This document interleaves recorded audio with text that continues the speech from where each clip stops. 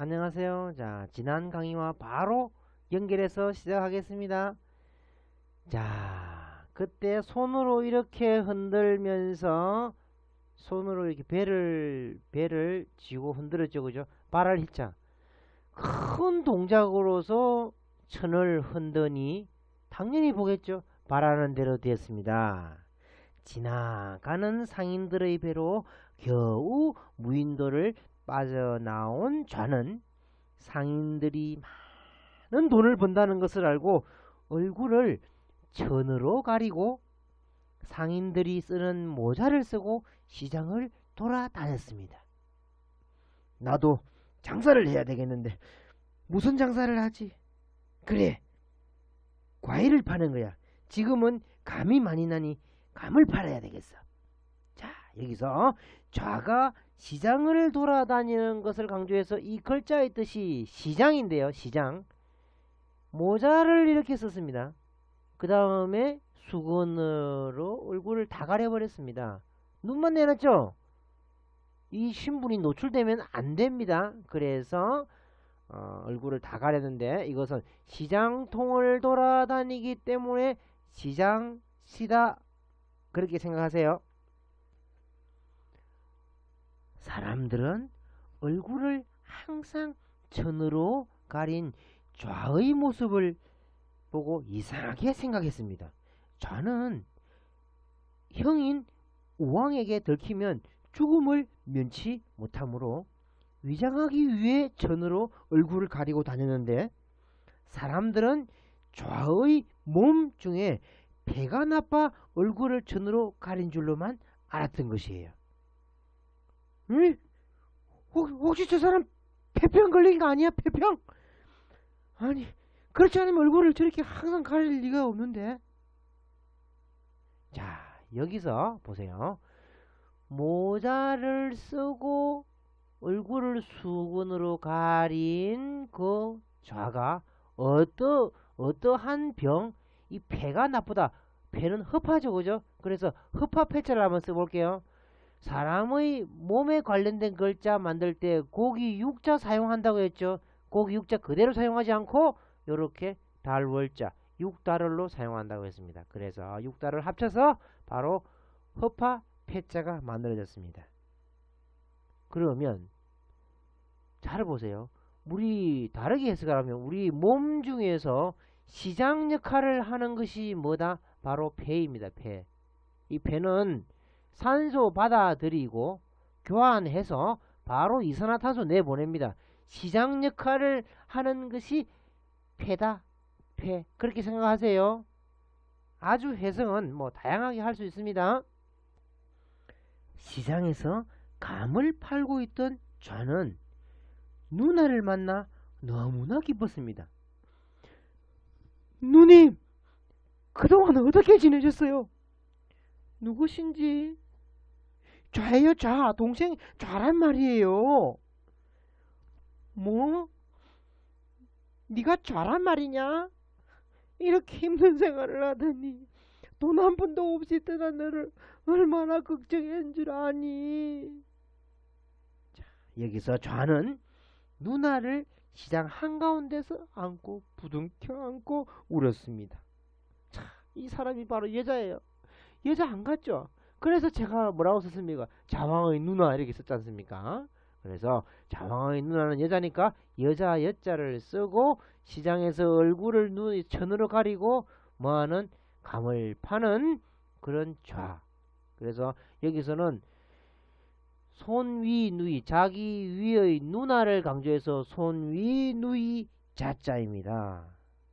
뭐 자형 그런 말 들어봤죠, 그죠? 자형. 그래서 손위 누이의 남편을 의미합니다. 자기 누나의 남편을 그 매형 이렇게 하면 정확하게는 그 틀린 말입니다. 손 아래 누이 매자를 쓰거든요. 그래서 매형 이렇게 하면 손 아래 동생 여자 동생의 남편이 매형이 될 수 있는 것입니다. 그래서 자기 손위 누나의 남편은 손위 누이 자자를 사용하여 자형 이렇게 불러야 됩니다. 누나에게 공민왕이 돌아가셨다는 소식을 들은 좌는 자기의 얼굴을 가리고 있던 천을 벗어 칼로 아버지의 죽음을 슬퍼하는 글을 새겼고 죽음의 깃발 즉 만장으로 만들어 머리 위에 썼습니다. 자, 여기 한번 보세요. 요게 뭐라고 했습니까? 요게 죽음을 나타내는 그 깃발이라고 했죠. 그 깃발로 된 그 깃발을 이렇게 글을 새겨 가지고 뒤집어 썼죠. 그 다음에 천을 가리고 있는 좌 앞에 뭡니까? 칼이죠, 그죠? 그 칼로 글을 새겼기 때문에 인쇄하다라는 거 마찬가지입니다. 어떤 천에, 그죠? 천에 칼로 이렇게 새겨가지고 물감을 이렇게 칠한다. 그렇게 생각해도 인쇄하는 거와 같죠, 그죠? 그래서 인쇄할 쇠자를 죽음을 뜻하는 그 만장 그 깃발에다가 수건건자를 쓰고 칼도변을 쓰면 됩니다. 얼굴을 수건으로 가린 좌는 깃발을 손에 쥐고 이제까지 모은 돈으로 군사를 거느렸습니다. 드디어 군사를 거느린 장수가 되었던 것입니다. 자, 여기서 얼굴을 수건으로 가린 그 좌가 깃발을 이렇게 우리 군사를 이끌 때 들고 다니는 그 깃발이 있죠, 그죠? 깃발을 이렇게 손에 쥐고 있습니다. 자, 다시 한번 더. 그 깃발을 손에 쥐고 있는 그 수건 쓴 좌가 결국 장수가 되었습니다. 많은 병사를 거느렸죠. 그래서 이 뜻이 장수 숫자 거느릴 숫자가 되었던 것입니다. 다시 한번 써볼게요. 깃발이 흔들거리고 있는 모습, 그 다음에 수건으로 얼굴 가린 모습. 무엇은 벗어버렸다? 이 머리 위에 모자처럼 칭칭 감은 그 천은 벗어버렸습니다. 얼굴을 수건으로 가린 좌는 머리에 이렇게 서성처럼 머리에 띠를 이렇게 둘렀습니다. 띠를 두르고 그 깃발을 옆에 꽂아두고 무엇을 각오한 듯 이런 병사들에게 글을 가르치고 무술도 가르칩니다. 자, 그래서 이렇게 서성처럼 행동한다고 해서 이 좌의 모습을 서성사자에 사용하는 것입니다. 자, 보세요. 깃발을 여기에 꽂아두고 머리에 띠 두르고 수건으로 머리를 이렇게 얼굴을 가린 모습이 서성사자입니다. 자, 조금 전에 배운 장수 숫자와 비교하면 뭐가 달라졌습니까? 머리에 띠를 두르고 있으면 서성, 그죠? 머리에 띠를 두르지 않고 있으면 장수수 거느릴 숫자라는 거 구분 좀 하세요. 사부님, 우리들은 사부님의 뜻을 따를 것이옵니다. 자, 그래서 이 글자를 사부님 할 때 사부에 그 사자로 사용하는 것이에요. 좌는 깃발을 들고 마차에 올랐습니다. 모든 사람들은 나를 따르라. 많은 사람들을 이끌고 대궐 앞에 이른 좌는 왕의 자리를 차지한 우왕이 자기를 반겨주리라 생각했습니다. 이제는 모든 것을 잊고 나라 일을 도와야지. 그런데 우왕은 동생 좌를 추경하는, 즉 따르는 그런 사람들을 데리고 대궐로 온다는 소식을 듣고 자신을 치기 위해서, 자신을 물리치기 위해서 올 줄 알고 군사를 지켜 좌를 그만 성문을 닫아버리고 내쫓고 말았습니다.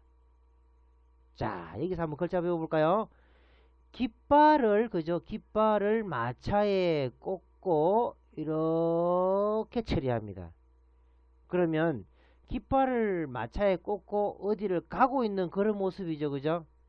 그래서 모든 사람들이 따르고 가기 때문에 따를 추자입니다. 그리고 지금 현재 상태로 형을 도우러 갔다가 다시 쫓겨나니 쫓을 추자가 됩니다. 추방할 때 이 단어를 사용하게 되었던 것입니다. 자, 다시 한번 써볼까요? 이렇게 깃발을 쓰고 그 다음에 간단하게 마차를 쓰면 되는 것입니다. 그림으로 배우니까 조금은 간단하죠. 그죠? 그래서 처음에는 어려울지 몰라도 자꾸 들으면 그죠? 되겠죠. 그래서 반복 청취하시기 바랍니다. 우왕에게 추방당한 좌는 자신을 따르는 사람들과 북쪽 만주로 향했습니다. 나도 이제 독립을 해야 되겠어. 좌는 대굴 같은 집에 사람들을 모아놓고 고기도 굽고 음식을 마련하여 새로운 나라를 세운 데 대한 잔치를 벌였던 것이에요. 좌는 최고 높은 자리를 차지했겠죠. 자, 그래서 한번 보세요. 집을 마련했습니다. 고기 덩어리 굽고 있습니다. 그 다음에 깃발 그 얼굴을 수건으로 가린 그 좌, 이렇게 하면 이 좌가 앉은 자리가 굉장히 높은 자리, 최고의 자리를 강조해서 이 글자를 자리라는 뜻으로 만든 석자입니다. 그래서 뭐 좌석 이렇게 하면 앉는 곳이고, 설립자에서 입석 이렇게 하면 서서 가는 좌석이죠. 그죠? 뭐 서서 가는 좌석은 아니죠. 사실은 서서 가는 자리다, 그렇게 생각하세요.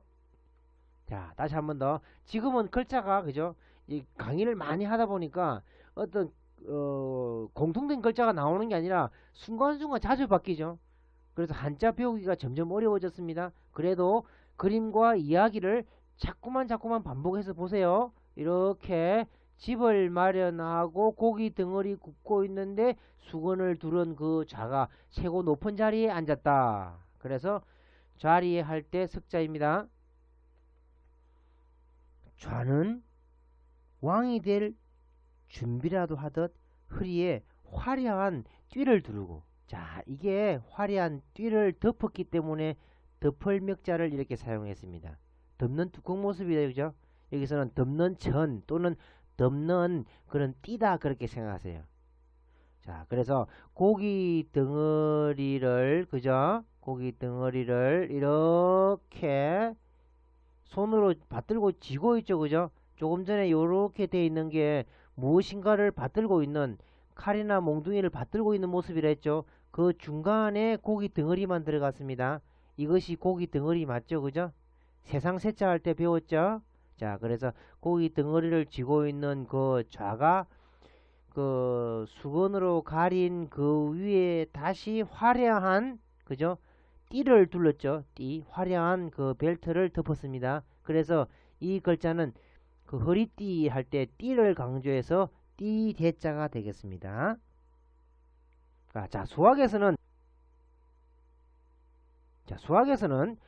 대분수 할 때 이 대자가 띠 대자입니다. 어떤 분수 할 때요. 자, 분수 할 때 나누어져 있는 수, 예를 들어서 2분의 1 할 때 이게 나누어져 있는 수라 해서 분수인데, 대분수 할 때 이게 1과 2분의 1 이렇게 하면 이게 대분수인데, 큰 분수 이게 아니라 띠를 형성하는, 띠처럼 옆으로 퍼져 있는 그런 수다, 그렇게 생각하셔야 됩니다. 그래서 띠 대자 이거 굉장히 중요합니다. 이제는 많은 사람들이 자신을 따른다는 것을 알고 좌는 화려한 관을 씁니다. 자, 맨 처음에 배운 이거 있죠. 그죠? 화려한 관의 모습. 이거 연습을 많이 해야 됩니다. 그래야만 쓸 수 있겠죠. 그 다음에 수건을 항상 뭐 어깨나 머리나 또 허리에 두르고 있는 그 좌.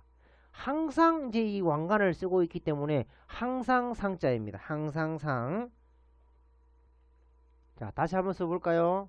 자, 화려한 지붕 모습이라든지 화려한 관, 왕관의 모습, 그 다음에 수건을 두른 그 좌의 모습. 그래서 항상 이 왕가를 쓰고 있었으므로 항상이라는 뜻의 상자가 되었던 것입니다. 좌는 세력을 계속 넓혀 나갔고 결국 좌는 만주지방에 나라를 세우고 그 나라의 임금이 되었던 것이죠. 자, 조금 전에 이런 화려한 관보다도 조금 더 좋고 새로운 이런 관을 썼습니다. 그죠? 이런 관을. 뭐 면류관 이런 거하고 좀 비슷하겠죠. 그죠? 그 다음에 천을 두르고 있는 그 좌. 이렇게 하면 임금이 되었기 때문에 임금제자가 되었던 것이에요. 황제 이렇게 하면 왕 위에 또 왕을 의미하고요. 그 다음에 뭐 제국이다 이렇게 하면 왕이 다스리는 그 나라를 제국이라고 합니다. 자, 다시 한번 써볼까요? 설립자 비슷하게 이렇게 처리하고 이렇게 쓰면 이것도 왕관의 모습이구나. 화려한 지붕의 모습이구나. 그 다음에 수건건자 처리하면 임금제자가 됩니다. 한편 동생 좌를 몰아내고 왕이 된 우는 궁녀들과 놀기만 하고 나라 일은 뒷전으로 돌렸습니다. 그날도 궁녀들과 대궐 정원에서 목마를 타고 놀았습니다. 정말 목마는 놀이기구 중 어떤 어떤. 자, 여기서 목마의 모습을 나타낸 글자, 이것이 바로 어뜸이라고 하기 때문에 어뜸 원자입니다. 그래서 이것은 무엇이다? 목마다. 목마는 무슨 뜻? 어뜸을 뜻하기 때문에 놀이 중에 가장 재미있는 어뜸이다. 어뜸 원자가 되었던 것이에요. 우왕은 비가 올 때도 목마를 탈 수 있게 목마 위에 지붕을 만들었습니다. 드디어 완전히 짐만을 위한 놀이터가 완성되었구나. 이 짐이 저 목마를 타고 비 오는 날에도 놀 것이니 너희들은 나를 잘 보필하라. 자, 이렇게 지붕을 얹은 그 목마, 그렇게 생각하세요. 그러면 조금 위에 있는 그 목마보다 더 완벽하게 되었죠. 완전하게 되었죠. 그래서 완전할 완 되어서 완전할 완자. 그러면 전자도 배웠죠. 완전히 할 때 온전할 전 모두 전자. 자왕이 갓을 쓰고 대궐을 떠나는 모습. 그러니까 완전이라는 글자 둘 다 나왔습니다. 신하들은 우왕이 탄 목마를 들판으로 끌고 다녔습니다. 경치가 정말 좋구나. 저기 언덕 밑에서 좀 쉬어가자. 너무나 피곤하다. 자, 여기서 우왕은 이 지붕 있는 목마를 언덕 밑에, 이 언덕이죠, 그죠? 언덕 밑에 세웠습니다. 정말 멋진 집이야. 나만이 들어갈 수 있는 이 세상 최고의 집 같아. 자, 여기서 언덕 아래에 있는 자기만의 목마, 이것이 꼭 집 같다 이거죠, 그죠? 지붕까지 얹었으니까 집 같겠죠? 자, 그래서 집이라는 글자를 하나 더 만들었습니다. 이렇게 썼습니다. 뭐 사원 할 때 이걸 씁니다. 집 가짜도 쓰겠는데, 그죠? 집 가짜는 또 이렇게 지붕 아래에 돼지 한 마리 넣으면 되겠죠? 그래서 이것은 집원이다, 그렇게 생각하세요.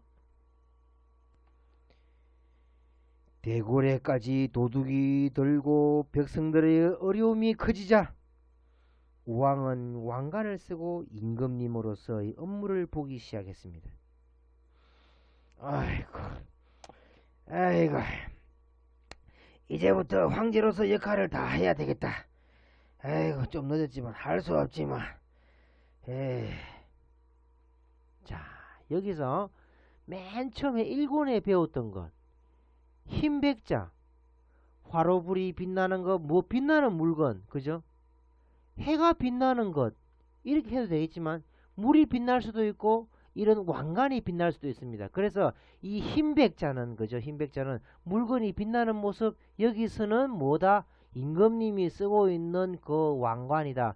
전체 모습이 황제, 임금님의 모습이죠. 그래서 임금황, 황제 할 때 이 단어가 들어갑니다. 한편 명나라를 치러간 이승계 장군은 위화도에서 회군을 하여 대궐로 돌아왔습니다. 군사를 돌려서 대궐로 다시 들어온 것이죠. 이승계 장군은 두 손으로 칼을 받들고 임금님 앞에 앉았습니다. 아니, 명나라를 치라고 보냈는데 왜 돌아왔느냐? 그 칼로 나를 희롱하느냐? 자, 여기서 왕 앞에 칼을 받드는 것은 그죠? 왕을 희롱하는 것이죠. 그래서 희롱할 롱자입니다. 자, 보세요. 임금왕 하나 쓰고요. 그 다음에 칼을 받들고 있는 모습 쓰면은 희롱할 롱자입니다. 이승계 장군이 받던 그 칼로 왕을 희롱하자 왕을 호위하던 호위병들이 이승계를 치려고 합니다. 그래서 이승계 장군 부하가 이 창으로서 이승계를 경계하였습니다. 자, 보세요. 쓸 때는 이렇게 해서 이렇게 칼을 받들고 난 뒤에 창과자를 마무리하면 경계할 계자가 됩니다. 다시 한 번 더 이 창과자도 이제 기억을 해야 되겠죠, 그죠?